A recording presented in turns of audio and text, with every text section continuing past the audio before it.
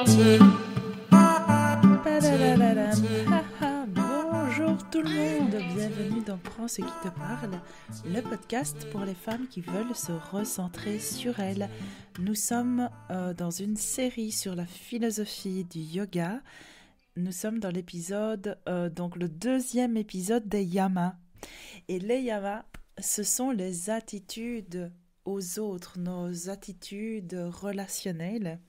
Alors si vous ne l'avez pas encore écouté, je vous invite à aller d'abord écouter les 2 épisodes suivants. Donc il y a un épisode d'introduction et l'épisode de la semaine passée, Ahimsa, sur la non-violence. Aujourd'hui, je vais vous parler de Satya, la vérité. Qu'est-ce que ça veut dire ? Qu'est-ce que représente ce yama, en fait, pour le yoga ? Et comment, en fait, la vérité par rapport au yoga, qu'est-ce que ça veut dire dans notre vie ?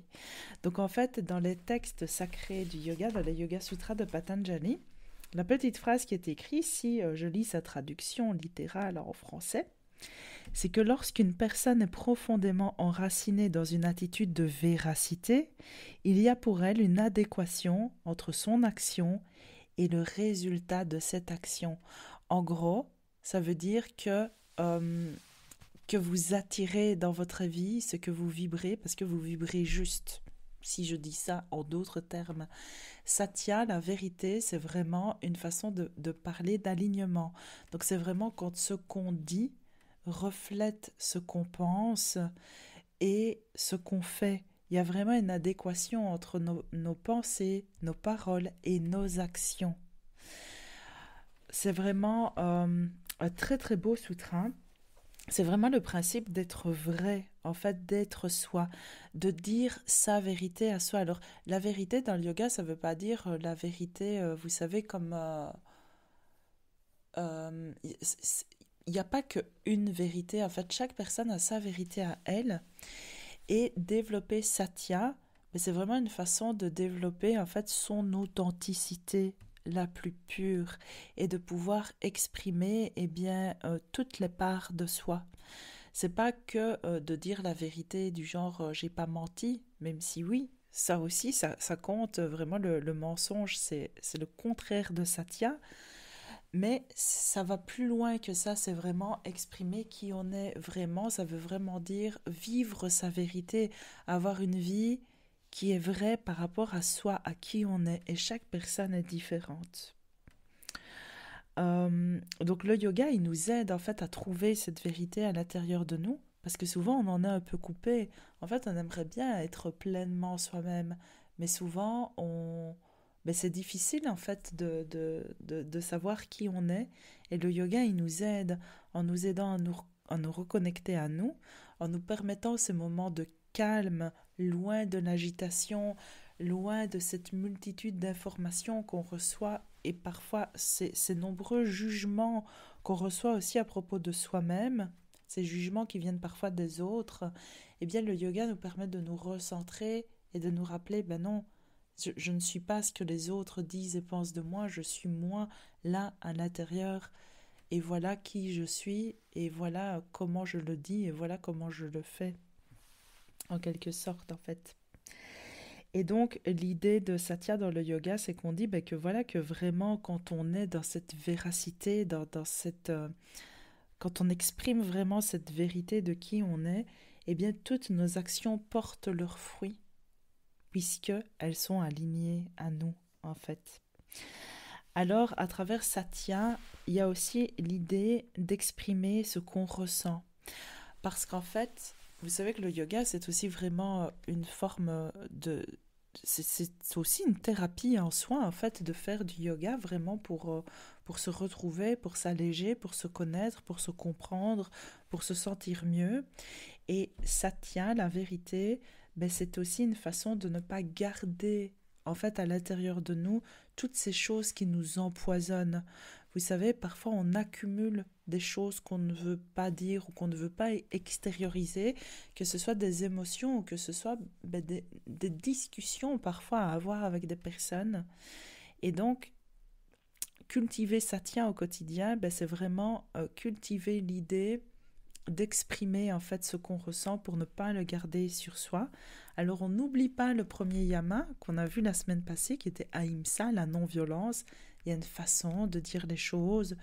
Euh, il ne faut pas forcément dire toute la vérité. Par exemple, c'est pas parce qu'on trouve que quelqu'un, on n'aime pas sa coupe de cheveux, satya, ça veut pas dire c'est moche ta coupe de cheveux, parce qu'en fait, ça n'a aucun intérêt en fait de dire ça, vous voyez. Par contre, c'est de dire les choses qui nous touchent par rapport aux autres, d'exprimer nos limites, d'exprimer nos besoins, d'exprimer quand ça ne nous convient pas, d'exprimer aussi notre gratitude. C'est vraiment voilà cette idée de sincérité. Comment est-ce qu'on le travaille dans le yoga sur notre tapis? À chaque fois qu'on fait des choses liées au chakra de la gorge, que ce soit des postures où on vient ouvrir un peu cette région-ci, donc purement énergétiquement, quand on chante des mantras évidemment, dans votre vie, c'est vraiment l'idée déjà de prendre conscience de toutes ces choses-là et d'apprendre à le faire, à peut-être sortir un peu de sa zone de confort pour oser discuter. C'est parfois difficile parce qu'on a peur du conflit, par exemple, mais vraiment oser discuter avec bienveillance et commencer par parler de soi. Il y a quelque chose que moi j'aime beaucoup, c'est la communication non violente. Vous pouvez voilà, vous intéresser sur le sujet. Peut-être que je vous ferai un épisode de podcast. Mais la communication non violente, à l'heure actuelle, il y a beaucoup monsieur Thomas Dansembourg qui en parle. Et puis vous trouverez facilement sur Internet tous les travaux de Marshall Rosenberg. Voilà, la communication non violente, c'est vraiment une façon de pouvoir exprimer sa vérité de façon bienveillante et assertive en fait.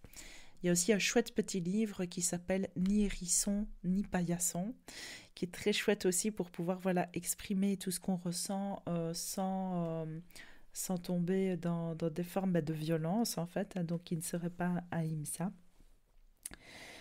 Et voilà par rapport à Satya, ce que je voulais vous dire aujourd'hui. Et alors une dernière petite chose, j'essaye toujours dans les épisodes de vous dire un peu aussi toutes les fausses croyances qu'on peut avoir sur des sujets ou toutes oui, les fausses croyances ou les petits pièges en fait dans lesquels on tombe parfois. Satya, la vérité, ça ne veut, je vous ai dit, ça ne veut pas dire que toutes les vérités sont bonnes à dire, mais ça ne veut pas dire non plus qu'on commence à exprimer absolument tout ce qu'on ressent ou de commencer à parler pour ne rien dire ou pour faire beaucoup de blabla. En fait, ça nécessite très peu de mots. Quand on sait vraiment qui on est, ce qu'on veut et vers quoi on va, on le dit avec assertivité et en général, c'est très clair. Et ça nécessite pas de très très longs discours. Donc vraiment, quand on cultive Satya, ça nous facilite la vie en fait parce que vraiment, tout dans notre être va dans le même sens. Nos envies, nos besoins, du coup, nos actes, nos pensées, nos paroles. Voilà pour cet épisode aujourd'hui, pour Satya, pour la vérité. Ça m'intéresse vraiment de savoir ce que vous en pensez, si ça vous parle, si ça vous touche, si ça évoque quelque chose pour vous. Et alors, la petite question d'introspection sur laquelle je vous laisse, je vais vous en poser deux.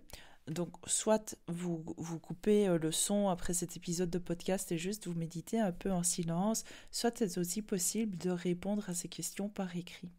La première question que je vous pose, c'est est-ce que votre corps, votre cœur et votre tête sont en accord?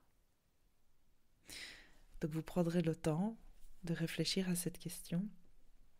La deuxième question que je vous pose, c'est est-ce qu'il y a quelque chose enfoui à l'intérieur de vous qui demande à s'exprimer? Et si c'est le cas, je vous conseille vivement de le mettre par écrit. Ça peut être une lettre que vous écrivez à une personne en particulier, parce qu'on a souvent ça au cours d'une vie, des ressentis, des ressentiments envers une personne, des choses qu'on n'a jamais dit et qui finalement restent un peu comme coincées à l'intérieur de nous, dans le cœur, dans la gorge. Donc avez-vous quelque chose enfoui à l'intérieur de vous qui demande à s'exprimer? Ça peut être envers une personne, envers une situation, envers vous-même. Et l'autre question, je vous la rappelle, c'est est-ce que votre corps, votre cœur et votre tête sont en accord? Voilà pour aujourd'hui, un très court épisode, le 2e yama, Satya, la vérité. On se retrouve la semaine prochaine pour le 3e yama. Bonne journée! Et voilà, l'épisode du jour est terminé. S'il t'a plu, n'hésite pas à t'abonner, à liker, mettre des étoiles, un petit commentaire et à partager avec une personne à qui ça ferait du bien. Tu sais, ces petites actions permettent de mieux faire connaître ce podcast et ça me fait très chaud au cœur. Alors je te dis déjà merci, à la semaine prochaine et d'ici là, on se retrouve sur Instagram. Bisous!